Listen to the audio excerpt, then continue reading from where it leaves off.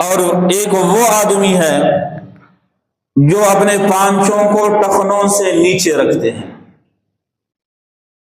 اور یہ حکم نماز کے اندر کی بات کی نہیں ہے کہ نماز کے اندر ہو تو پانچے اوپر ہو اور نماز کے بعد اگر وہ پانچے نیچے رکھے تو اس پر کوئی گناہ نہیں ہے. نہیں، ایسی بات نہیں ہے.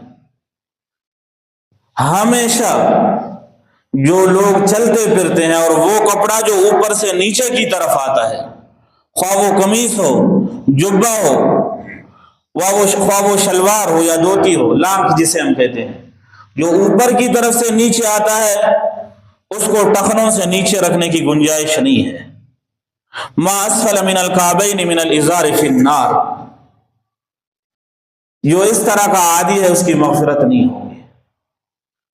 یہ تو چاہتا ہے کہ ان کی تفصیل میں جاؤں، لیکن پھر تیاری رمضان پر گفتگو نہیں ہو سکے گی.